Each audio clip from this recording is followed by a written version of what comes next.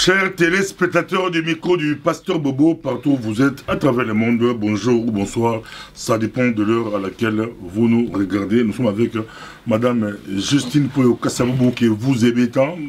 Je suis pour Kassaboubou, qu'on pourra dire surnommé le chouchou de la diaspora congolaise. Avec elle, on va essayer de parler politique par rapport à notre pays, la République démocratique du Congo. Bonjour ou bonsoir, Madame Justine Poyo Kassaboubou. Bonjour, Pasteur Bobo. Les chouchous de la diaspora congolaise, ça vous tente ou c'est comment? Ça me pousse d'abord à remercier justement toute la communauté congolaise, qu'elle soit de la diaspora ou bien de l'intérieur du pays, pour m'avoir témoigné énormément de messages de soutien et de sympathie, mais aussi de m'avoir encouragé pour aller toujours de l'avant, pour défendre notre pays. Donc je remercie chacune et chacun partout où vous êtes de tous les messages que vous m'avez envoyés. Ça m'a été vraiment droit au cœur. Et bien sûr, ce sont des messages qui motivent énormément. Et donc je me sens encore plus en responsabilité pour défendre le peuple congolais. On va y revenir dans la partie Lingala, mais on entre directement dans le vif du sujet. Le Botswana, vous suivez l'actualité, on commence au niveau international. Pour le Botswana, il faut une pression internationale contre le régime Kabila qui ne maîtrise plus rien au niveau de la sécurité nationale. Kabila qui s'entête de s'accrocher au pouvoir. Votre réaction par rapport à cela? Mais en tous les cas, le message est très clair, c'est-à-dire exiger le départ de Kabila Kanambe. Alors, ce qu'il faut relever ici, c'est l'intérêt très net maintenant de la part d'une certaine communauté africaine, une communauté internationale africaine. Alors, ce qui est intéressant ici, c'est que le Botswana, il faut tout de même remarquer que c'est un pays membre de la SADC. Donc, c'est l'expression de la SADC qui s'affiche aujourd'hui. Et donc, c'est une diplomatie anglo-saxonne en Afrique, mais c'est aussi une prise de conscience de tous ces leaders-là. Donc, ici, c'est l'entité SADC qui s'exprime à travers l'exhortation du Botswana. Mais cela veut dire aussi que le Botswana a pris sa part de responsabilité parce que, en regardant la gouvernance politique africaine et en regardant aussi les engagements qui ont été pris depuis que la chute de Mobutu est intervenue dans notre pays, eh bien le Botswana a été aux premières loges pour accompagner la résolution de la crise congolaise. Il faut se rappeler que l'ancien président Ketumile Masire, accompagné par l'ambassadeur Mogwe, ils avaient vraiment assisté le peuple congolais pour que ce qu'on croyait être une solution, eh bien, se fasse au dialogue intercongolais. Et donc, les engagements qui avaient été pris à ce moment-là, c'était des engagements d'espérance que le peuple congolais allait s'en sortir et que finalement, les Congolais prendraient le dessus. Mais au constat que, après 2 mandats de tricherie d'ailleurs, eh bien, que le Congo s'enfonce davantage, eh bien, le Botswana a pris ses responsabilités pour aujourd'hui lever la voix, de manière à ce qu'on comprenne très bien que ce qui se passe en République démocratique du Congo, ce n'est surtout pas ce que le Botswana attendait au moment du dialogue intercongolais. Ce n'est certainement pas ce qu'un pays démocratique peut attendre d'un autre pays par rapport au développement dont les peuples sont absolument en attente. Et donc, cette sortie du Botswana ne s'arrête pas là. C'est aussi une interpellation à la francophonie. Parce que voilà maintenant un pays de langue anglaise qui s'exprime alors que nous appartenons à l'entité linguistique francophone. Hein? On se vante souvent ici ou là de dire que le Congo est le plus grand pays francophone. D'autres disent oui que nous avons une histoire commune. Mais face à la tragédie congolaise, eh bien voilà que c'est un pays de la SADC qui qui vraiment prend ses responsabilités pour exprimer un langage très clair qui va dans le sens de demander à Kabila de partir. Et donc, c'est là aussi une manière de dire à la communauté francophone internationale que vous avez aussi votre part de responsabilité vis-à-vis de ce peuple. Et donc, je pense que là, c'est une exhortation qui ne passera pas inaperçue. Alors ensuite, il y a aussi l'interpellation à l'Union africaine. Parce que l'Union africaine aujourd'hui est dans les mains du premier agresseur du peuple congolais, c'est-à-dire Kagame. Hein? Tout le monde sait que nous sommes maintenant aujourd'hui un pays occupé par une minorité Tutsi qui voudrait exprimer une hégémonie en République démocratique du Congo et laquelle occupation est soutenue par le Rwanda.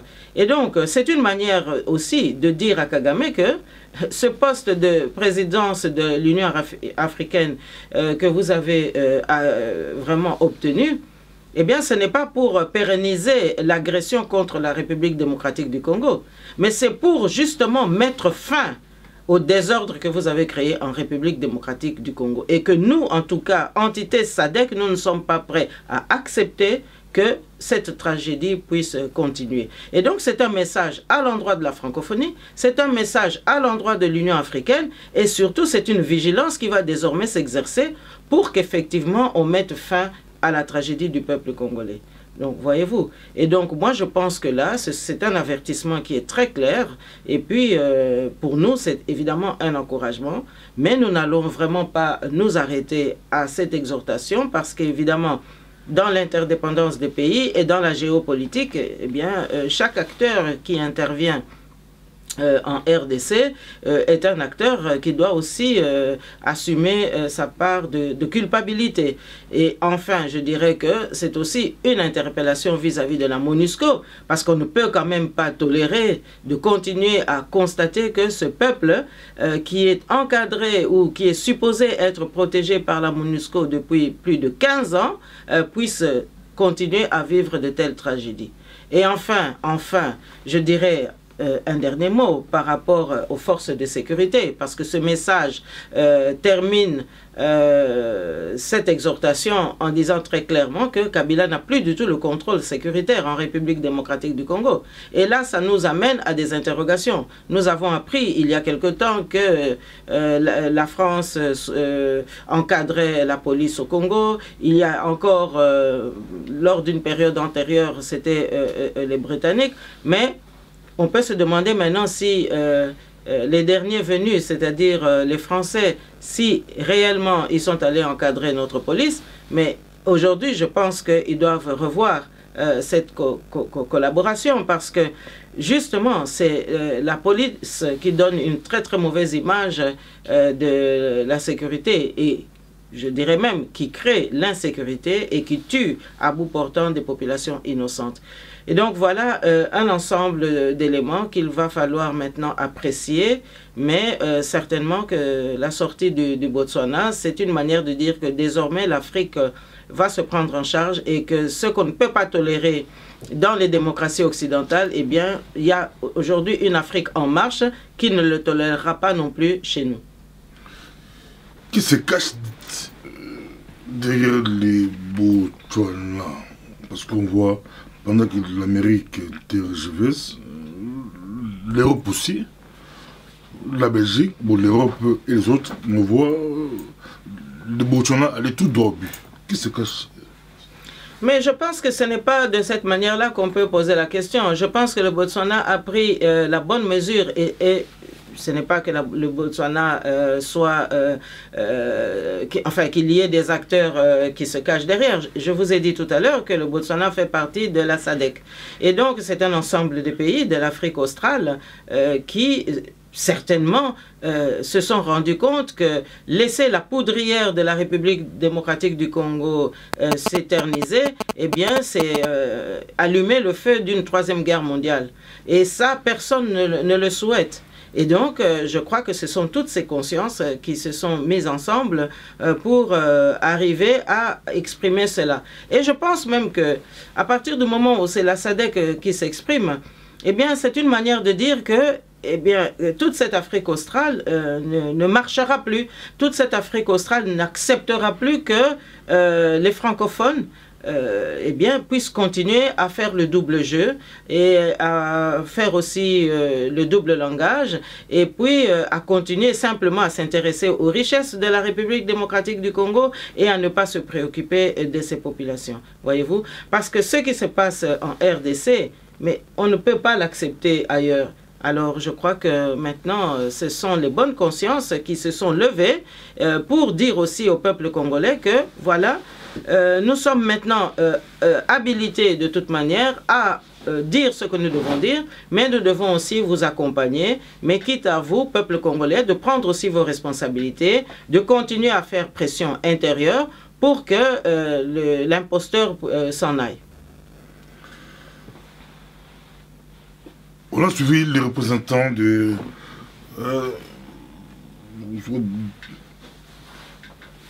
responsables du droit de l'homme à l'ONU déclarer placer le Congo comme étant des pays où on trouve des abattoirs humains. Ils ont cité la Syrie et le Congo.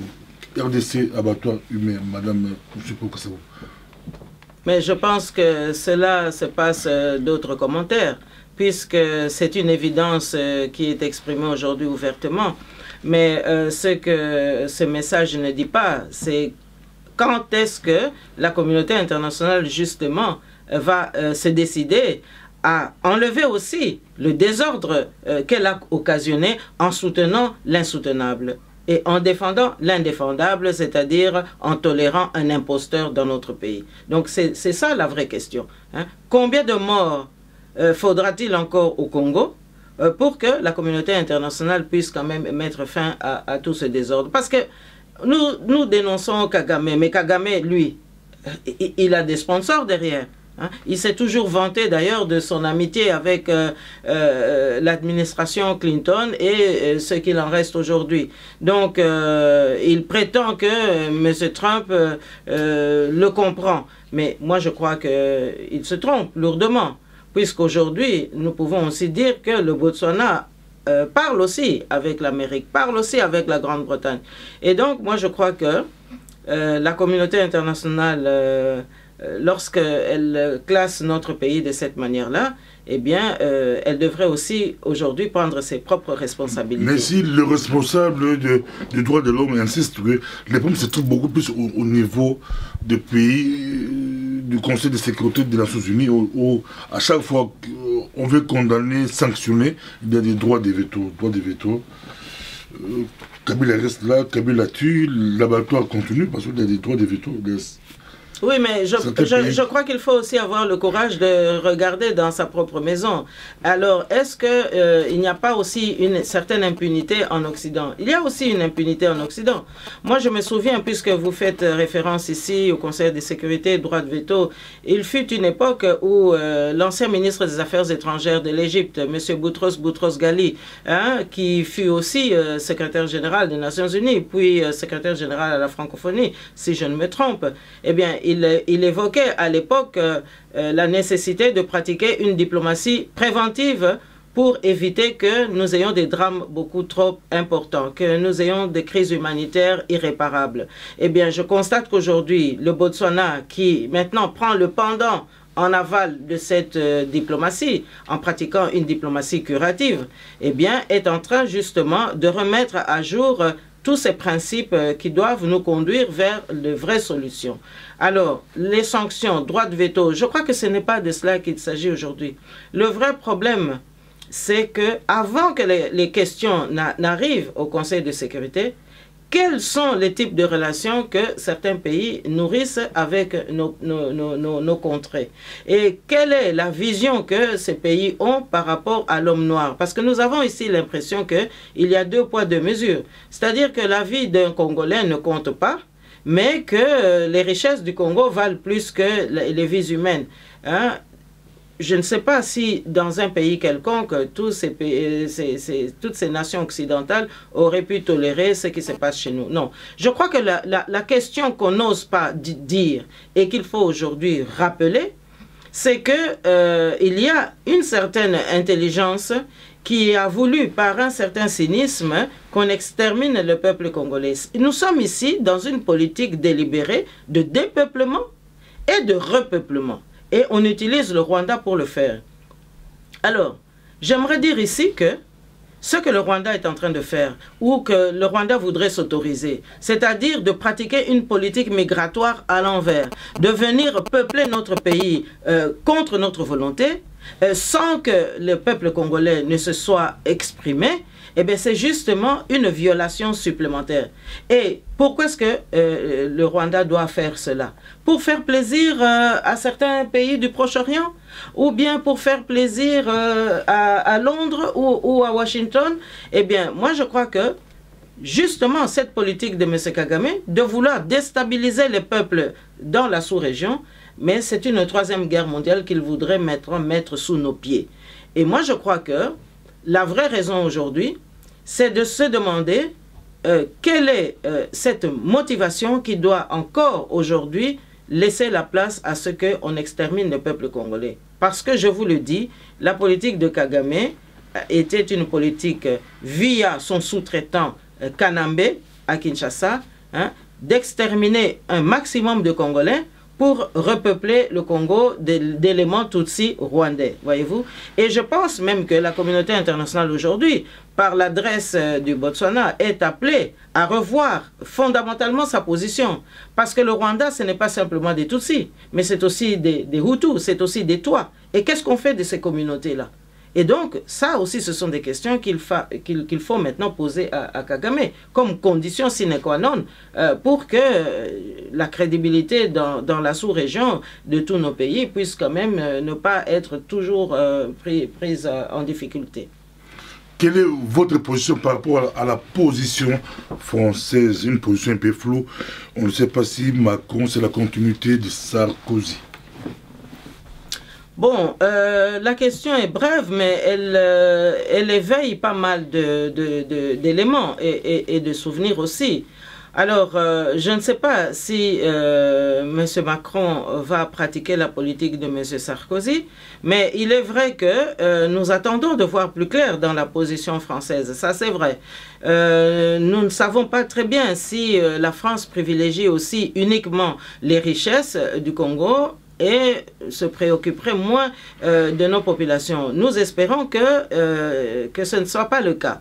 Mais en tous les cas, l'actualité nous conduit à supposer qu'il y a probablement un lien qu'on peut établir avec la politique de M. Sarkozy il y a quelque temps. Parce que M. Sarkozy, lui, pour arriver au pouvoir, eh bien, il avait souscrit à un plan de tous ceux qu'il avait soutenus, et notamment des milieux d'affaires, que la seule manière, par exemple, de conquérir la Libye serait, eh bien, d'avoir l'OTAN avec soi.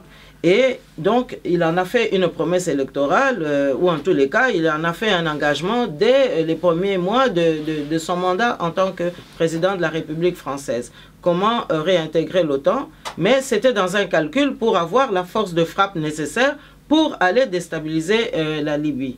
Alors, maintenant, c'est le même Sarkozy qui avait aussi dit que l'Afrique n'était pas encore entrée dans l'histoire, en oubliant que il y a aussi des soldats inconnus qui sont des Noirs qui se sont battus aux côtés des soldats européens pendant la Première et la Deuxième Guerre mondiale.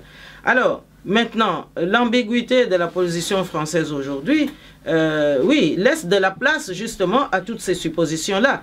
Est-ce que nous allons assister encore une fois à une sorte d'extermination des nationalistes congolais, si j'ose ainsi m'exprimer, parce qu'on voudrait avoir plutôt des gens malléables, c'est-à-dire des sous-traitants qui ne sont pas congolais, ou qui prétendent l'être, mais alors qu'ils ne le sont pas, et s'éterniser encore à pousser à ce qu'au Congo, on ne respecte toujours pas le droit et qu'on ne respecte toujours pas la démocratie et encore moins les constitutions que ces peuples se donnent.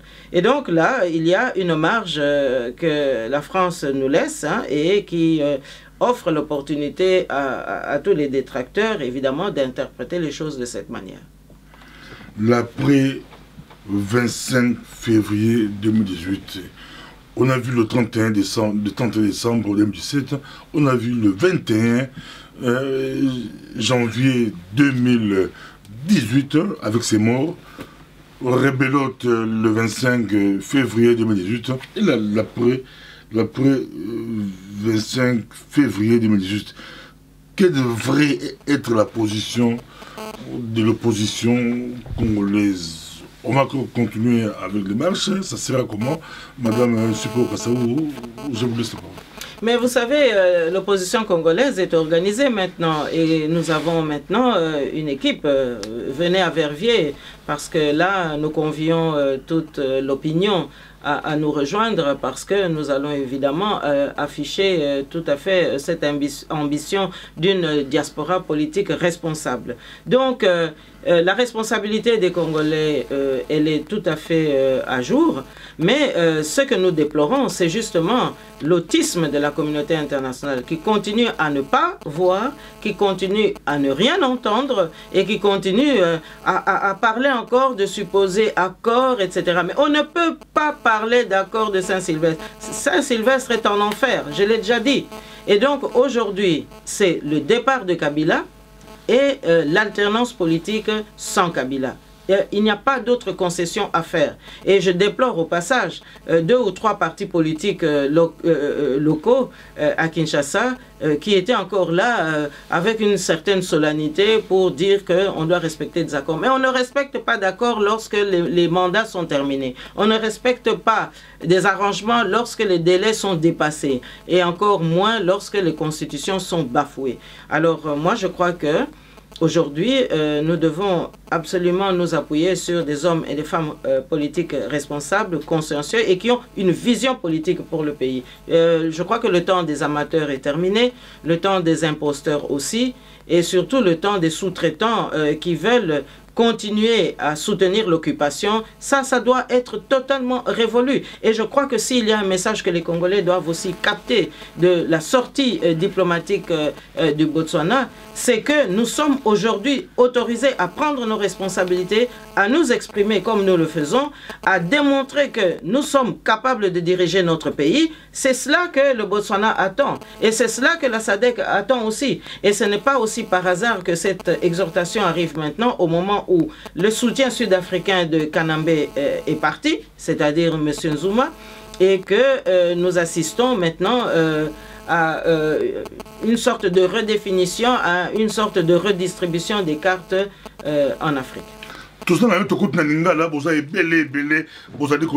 Madame Justine Poyo Kassavou, le 25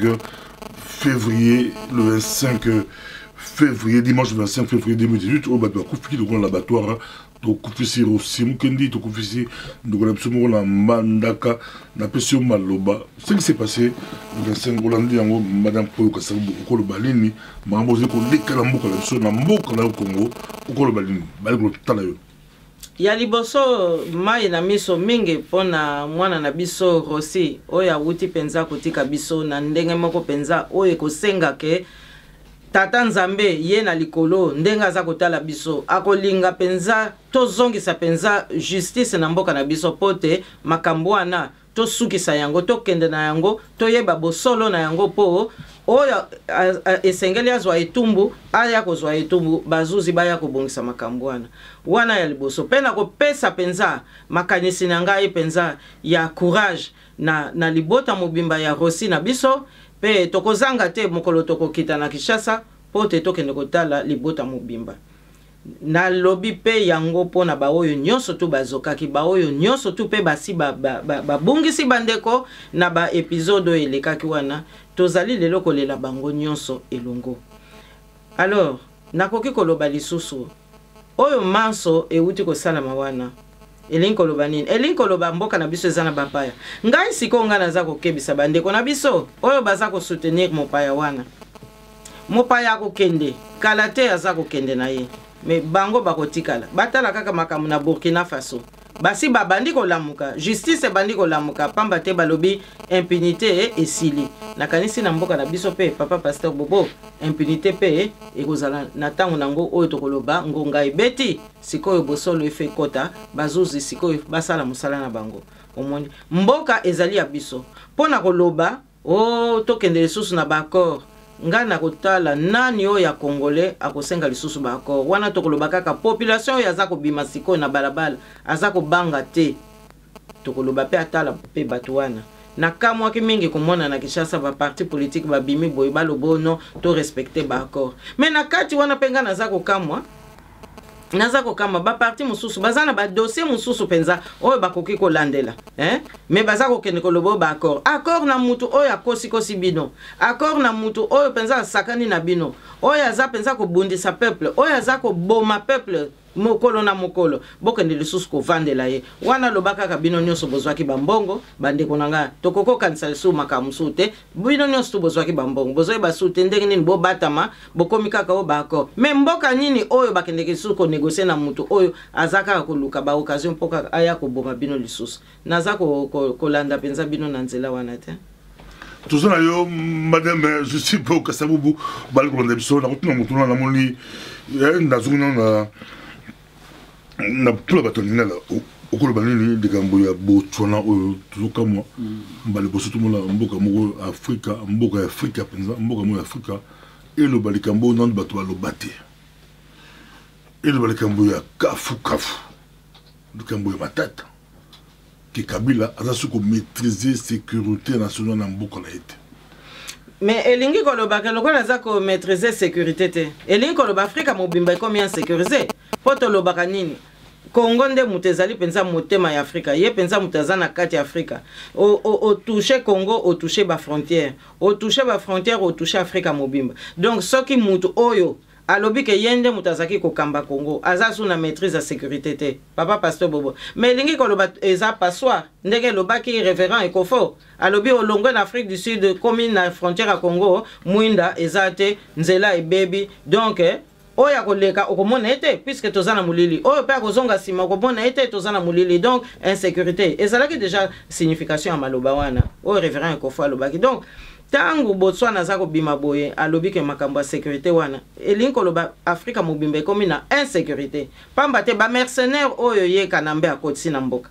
mobulu oyo ye Kagame aza kotia na mboka elingi koloba nini elingi koloba ke balingi penza batia moto bapelisa moto na Afrika mobimba ne yango na bango batelemi Botswana atelemi alobi te francophonie bango ne baza bandoyi ya République démocratique du Congo te baza ko sala loko moko te musana bango ka ko yiba mais balakisi pe bolumbu na bango pamba te lokola Botswana atelemi elingi koloba Sadek mobimba mutu atelemi mais muke okomona kaka na Commonwealth mobimba pe bako comprendre langage wana bako zala pe na solidarité wana donc ba francophone balingi ni eza ko lakisa ke bango baza ko wela makamu mususu baza ko wela dignité ya peuple congolais te baza ko wela nde nanu ko lia ko piller ou bien ko tika batu mususu ba piller donc yangwana alors ceux qui baza pe na bato mayele bako comprendre que sikoyo basi babimisi biso to keba to zonga dans le ciment total siko penza justice total siko droit total penza siko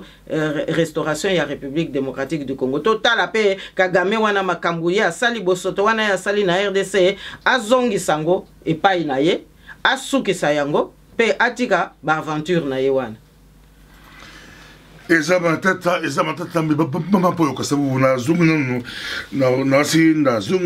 na dossier la biso bali kotala mokili mumba Congo makambo za zo intéressé ba Congolais lelo mais la zungi lango na zungi na kambo ya Bradima oyo ba takaki yo na ndikoloso Molière télévision na Kinshasa mais na personne na zone o saki réaction en direct ba tebe ba sepeli pe na réaction na yo mais après tout le monde ba te bile ba sali ba vidéo pour yo ezala poto ba te bile ba sali ba vidéo pour yo dans autant pèse ba comment mususu la habité na tumangi bandeko Dino Will ba sali ba vidéo pour défendre yo bandeko la biso Shekina Katalai na Londres ba sali ba vidéo pour la défendre yo tumangi ba kipa vita ba lobby pour ba défendre yo tumangi ndeko la biso na Espagne Molowai asali vidéo pour défendre yo tout le monde la Kinshasa ba Dosta TV ba en tout cas on attend et puis ba chaîne à la télévision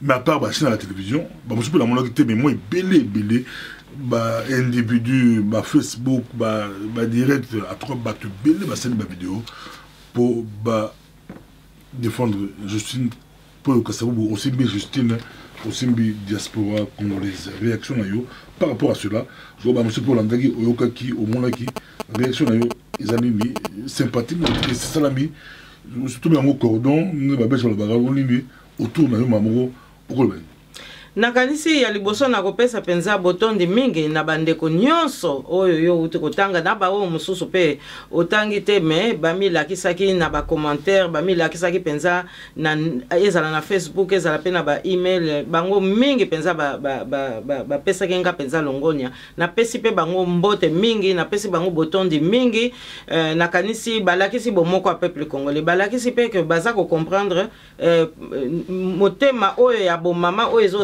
la biso pamba te mama na ndenge tozali wana motema ya mama eza kosenga nini eza kosenga kosunga bana ngai tango nga na bimi pona makambo wana ezali pona kokebisa po tozwaka pe ba information tozwaka pe ba verification tozwaka pe bosolo ya makambo ezosalama bapesaka biso pe tango mosusu ba preuve ozomona papa pasteur Bobo bongo soki yo papa pasteur Bobo bayebisi yo information okokebisa bana te kasi okokebisa bana te po eza bralima po baza bato ya kala na kati ya Congo ba bière wana nyonso yo moko tolobaki yango lisusu awa te o ba bière ya makila mais esalaki lokola bazipa yango nga na ye lisusu kobeta sete toyokaki ya solo ke bakoluka ko corrompre batu na filière oyo basalaka masanga bière pote kuna na bralima baya ko bebisa yo moko moni kaka totala nanu soki tolobi toke na mozindo omoni te na Congo na biso ko banda kaka bambulo oyo kuna ba 1990 okomona kaka na ba période moko boye batu nyonso tout soko yoki kaka matanga kuna ko yoka kaka o diabète okomona kaka eza lokola mode moko boye okomona kaka période moko boye batu nyonso basokufa kaka net kaka maladi moko okomona période mususu batu moko kaka ba AVC okomona période mususu batu mususu prostate okomona kaka ba phase boye yo koki koloba nanga ke batu wana nyonso to baza na histoire moko to bavandaka na ba quartier moko ozomona ke eza lokola programme oyo ya extermination batia na likolo ya mutu na biso ezwaka bilongi ebele omona mbala mususu pona ko exterminer ba peuple congolais il faut batia bango poison na mai omona mai ya régie des eaux eza susu kitoko te omona kaka kuna ezopesa bato ba diarrhée ba amibe bato mususu bamonaka mais nazweli yango wapi ozomona okomona période moko boye kaka maladi wana donc eliko lobaka biso ba congolais tozala na bomoko po to défendre mabele na biso po bazo kotela biso na modèle ndenge na ndenge papa pasteur Bobo totala ngo penza malamu ba cancer mususu eza nango teke etanga maka ozwango ba cancer mususu ezali provoqué papa pasteur Bobo na peso sous exemple na ebite soki vidéo wana ekoki suko zala bien na ba archive pourtant mususu extrait wana bozong sakango na lobaka nini conférence moko esalamaka awa na Belgique na bambulo kuna nazalaka le wana na centre ya épidémiologie oyo ya Université catholique de Louvain délégation moko eye eutaka Zambie eutaka pe Afrique du Sud ba mususu pe ba utaka Kenya mingi ba minganga oyo ba uta na ba côté wana alors docteur moko aye ayebisinga ya lobi nanga madame Kasavu oyebi ke biso na Afrique du Sud baza ko kanela biso pamba te ba monike ANC ekozala toujours majoritaire alors pona ba mindele bazongela ebonga na bango malamu ba exterminer biso eza lokola biso na Congo po ba congolais bazwa ebonga na bango te fo ba exterminer bango alors alobi ba ko exterminer biso ndenge nini parce que balobi que soki ba exterminer biso ba ko tia biso maladi omoni ba sida wana eza pe ciblé omoni ke na mokili pour le moment bazotanga ngo kaka mingi na certaines communautés ou bien kuna na Afrique ndenge Ebola pe batanga kango de temps en temps kaka pa na biso alors que température na climat wana ezalaka nango pe na Amérique du Sud ezalaka pe na Asie mais okomona kaka Ebola epai na biso bon alors ya lobi nanga bako exterminer biso projet ezali ba exterminer biso pamba te tant bako exterminer biso progressivement okomona population na biso ezo diminuer ti na bambulo kuna ba décennie kuna ba mindele bakomi lisusu un peu majoritaire ou bien ba mati na taux démographique bongo tant bako mata alors et sali lokola équilibre le reste ba sali lokola kaka moi ba manipulation puisque tous ça toujours na bandeko oh baza après ya ko landa bilanda landa.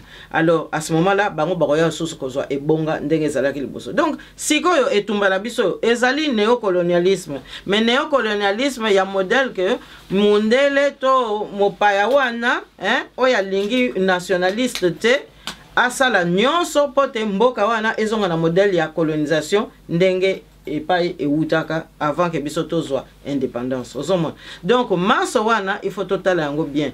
Ezali likambo ekamwisaka ngai papa pasteur Boboti lelo tozalaka toujours na ba vague omona kaka songolo pakala azali kuna na Ituri to songolo pakala mususu akufi na kote ya Bandundu mususu akeko kufa kuna na Mwene Ditu moko mona kaka bango nyonso tu maladi moko betala kaka oya avandaka na Mwene Ditu condition de vie na ye modèle mususu oya azape na Bandundu modèle mususu oya pe aza na Ituri modèle mususu mendenge ni bango nyonso tu bakufi kaka modèle moko ya liwa wana elinko lobanini que quelque part viseur moko ezako sala quelque part moi télécommande moko ezako sala pote et tout bakatonga à gauche à droite pote peuple wana ba exterminer pourtant bazako exterminer biso malgré que tozaka ko bota mais elinko lobake déstabilisation pe ezali kaka na nzela ata bolobi ke bozala makasi mais tangu nyonso soki bazaka ko ya ko déstabiliser bino bozaka ko lela po ba matanga ezaka ko sila te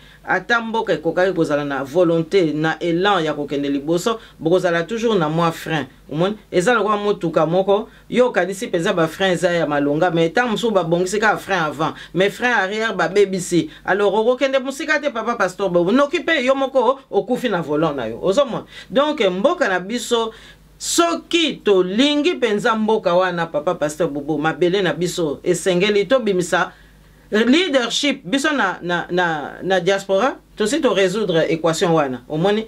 Donc leadership esi emonani siko ezo senga kaka kuitus ya bato nyonso pote tokende liboso mais kuna na mboka nanu bakoti na science wana te omoni bazo mona ngo net ndoto moko boy po bango kuna na Congo bazaka kozela mikate oyo minako akopesa bango ou bien moi consensus moko baketo kozwa kuna na Sénat ou bien mbongo yo kanambe akopesa bango bazo kipe sute impunité eza nango kaka bebo ozomona. Donc kuna bazo zela kaka ba bientôt bapesa ka bango nde yango wana kozala homme politique nde yango wana kozala penza responsable to kozala dirigeant nzoka nde baza pe condamné kaka bana na bango bamsusu kutu baza ko lobote moi naza déjà na poto moi si aza déjà na poto mais poto ango pe eza ko kanga ba porte eza ko kanga ba frontière total kaka makambo ezoleka na Belgique ndenge Franken ministre ya immigration makambo za ko sala et puis kala mingi te kaka ba congolais oyo ba utaki ko bengana na Amerika bakay na Congo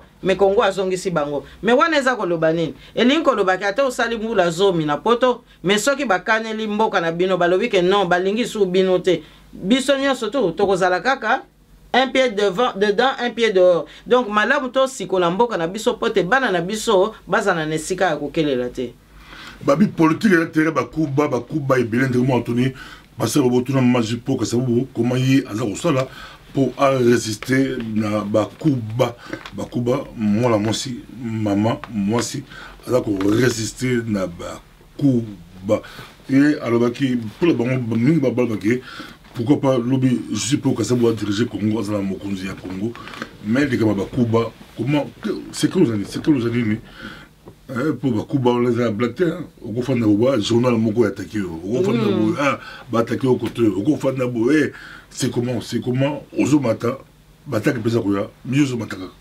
Mais papa pasteur Bobo kota la paix adversité ezali ndenge nini adversité ezali régime ya imposteur régime ya occupation donc régime ya occupation likunzi na ye ezali ANR mais ANR wana azali pe kosala ba infiltration na ye azali pe ko manipuler bato na ye donc bakuba wana nyonso eza ko wuta na bato bazali instrumentaliser na ANR ezala ba oyo bazako ko finga nga yao ko kende ko luka kaka ba journaux kotia ba titre minene mais papa pasteur Bobo soki to koti penza na bosolo ya makamu nyonso tu oyo bakuba ngo eza penza kolinga koya kotelemisa bato okomona kaka ke ANR wana za na sima kutu kala mingi tawa na mikolo kaka eleki awa moko na bango oyo ati biso penza na bosoto moko gratuitement akeko tanga ye moko bato ANR oyo bati ye na nzela wana pota ya kutungisa biso. Donc sikoyo ba dossier ezokende nango na CPI omoni parce que makambo ekomi nango masolo ya mukuse ba oyo nyonso tu basali biso mabe.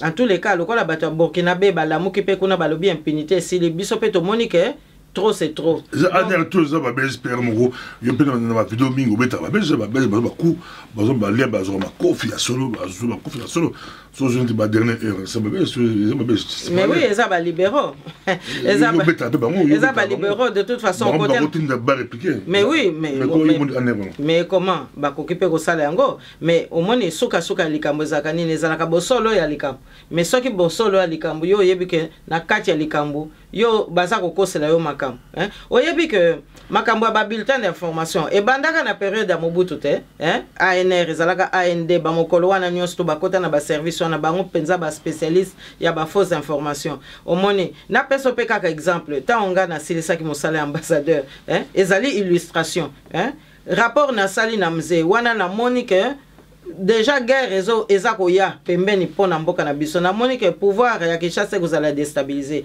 na sali rapport et pas ya mzee Laurent Désiré Kabila wana conférence ya ba amis du Congo na 1997 wuti kosila mais asali mikolo belé avant à répondre azo répondre te nzokande mukanda rapport tango ekomi ezo na période wana to yebaki te nzokande okotinda rapport ezande kokoma nanu na Kigali pamba te ngai nazalaki na titre ya ministre résident nazalaki yokananu nazalaki na titre ya ministre résident donc na pona Laurent Désiré Kabila nazalaki kaka ambassadeur te nazalaki ministre ya gouvernement en qualité aussi d'ambassadeur. Donc ngai nazalaki na contact direct na Laurent Désiré Kabila pamba te titre na ngai ministre résident ezalaki kopesa ngangu ya wana.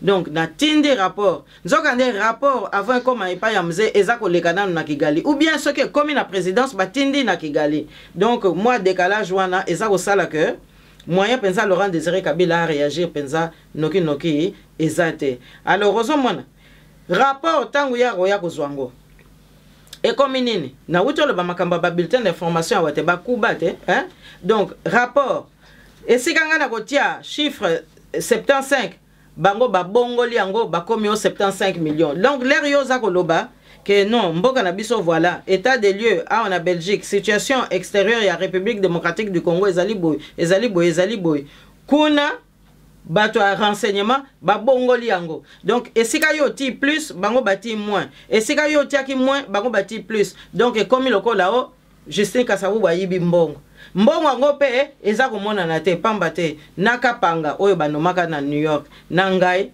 tozalaki penza na ba budget penza ya malonga te hein donc pauvre professeur Étienne Richard Mbayaye nde muto asimbaka biso tango toza penza ko bima na Congo pona ko ya ko assumer diplomatie ayebaka penza lisolo wana bien donc linkoloba nine linkoloba que ba ANR wana ba bulletin d'information ba mesana ko bongola ba information oyo yango na expression oyo ya désinformation et wuta na makambo na te ou bien ya intoxication nyonso wana ezali ndenge moko pona koloba que bakuba wana ezali ba manigance bako bongola lisolo l'air yoza ko memango na gauche bango bazako ya ko zongisango na droite mais alors ba futi mutu ba intimider mutu pote akende kokosa makambo moyennant finance moyennant corruption batu boni penza lelo bako ko résister na corruption ata basango awa hein ata ba société civile batu boni bazako résister na corruption baza mingi lisusu te hein basango mususu pe bazo succomber na corruption net ba mususu biso pe tozo kuta na bango o bazo betsa biso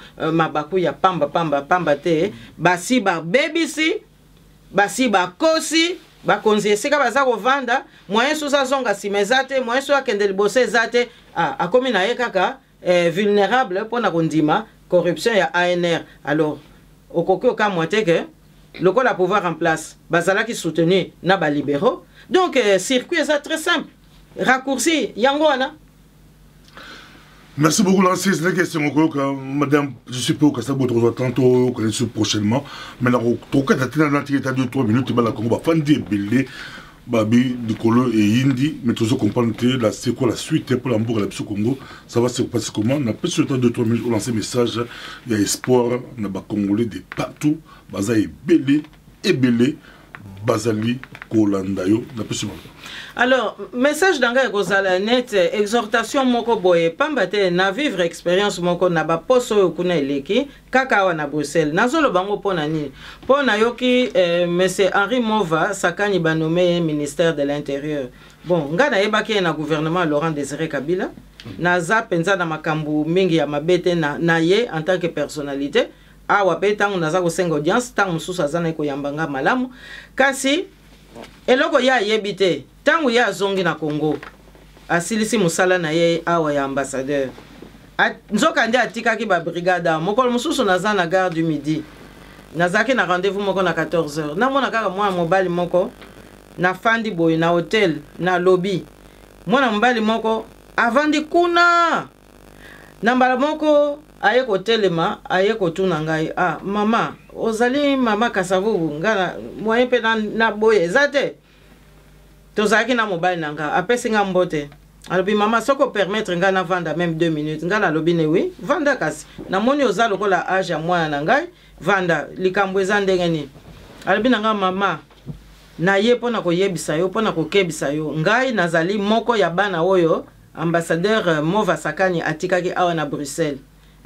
Atikaki awa na Bruxelles po to salaka ba brigade moko ya vigilance po to kengelaka ba opposant. Donc nazwaki coup de téléphone balobi nanga kende mbango kuna na hôtel ya gare du midi, kende na place boye okomona ba congolais moko boye ozwa bango na micro distance. O filmer pe bango na micro distance. Mais siko tango na komi awa na hôtel yango na monique ba renseignement ba pesinga ezako correspondre na yo place yo vandi. Na ndenge pe ambiance ezako sala alors na monique oyo likambo en tout cas na koko sala ngote yango na ye ko yebiso mama ke en tout cas musala ba senginga na ko sala ngote po nazolanda ba video na yo nazolanda ndeko zo bunda po na mboka na koki ko ndimate na sala yo likambo wana pamba te ndenge zo sala na monique mokolonga na ozonga Congo pe ezali pe mabele po na ngai ozande ko bundela alors na ko sala ngote mena yebiso yo kaka ke tozali mwa mingi awa tozo sala musala ngana tuni eme sikoyo musala wana est-ce que zana bana nazana bana ngalo bime est-ce que bafuta kayo bafuta tangu mususu omona na kena Congo omona tangu mususu ata 5000 € bakopesa ngai mais il faut na kende na Congo pona kosala ngo noki kalate babengi mwana mbali wana mutu moko pe azalaki kosala kaka musala ngo na hotel moko kuna na côté plutôt ya rue du Midi. Alors bayokani alobi tete koyate esili ayebsinga mama Kasavubu omoni oya wuti ko benga ngai zapeka muninga na ya brigade donc mo fatika kibiso wa bato mwa mingi po to sala mwa musala wana to tungisa bino ba opposant mais mama en tout cas na peso kaka merci parce que za mama na ngai na ko sala yo mabe wana te alors na yebisi mwa na ngai kenda zala na courage. Soki eza musala, omoni ke conscience na yo ezotindo sala musala, osali musala na yo, mais yebaka musala ngo oyeba limite. Soki komi contre mboka na yo, telema. Mais soki ezali kopesa mayele na bandeko na yo, ndeko ye kopesa nga mayele, alors nzambe apambola yo. Alors eza pona koloba nini? Eza pona koloba ke lelonga na moni ke o ba béret rouge.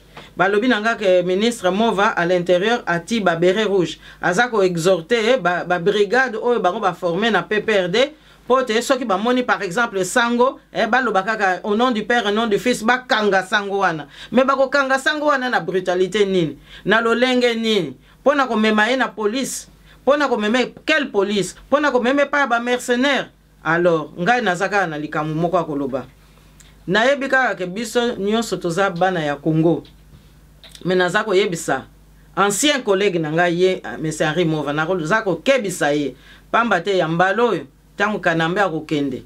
En tous les cas na yebite soki oza déjà na retraite quelque part mais en tous les cas police oya bomeli biso non seulement Rossi mais oya bomeli biso bano nyonso tout ozako lela depuis kala. En tous les cas, le kolokoti pe na musala wana, continuité de l'État et ko pesa yo pe mukumba wana. Alors nazo yebisaka bandeko na biso, bozala kaka bomoko comité laïque de coordination tozali elongo, bolembate pambate bomoto na biso, bomoko na biso nde esengi ke to telema. yango wana pe naza opesa bino longonya pe nakanisi tokolemba te. Alors nga pe naza koloba ke tozali prêt, oui, papa pasteur Bobo, ya kokamba mboka wana pamba te biso pe ba mama tomoni pasi mingi ba violer ba mama ebele, ba bomi ba mama ebele. Sikoyo pe nzambe tozo senga ye apesa pe compensation ke moi si sikoyo pe ateleba. En tout cas biso to si to telemi tozo senga pe bino ba papa moi humilité wana ya koyeba ke tozali elongo tozali libota moko tokobwaka bino te mais bino pe bondima biso. À la prochaine. Merci.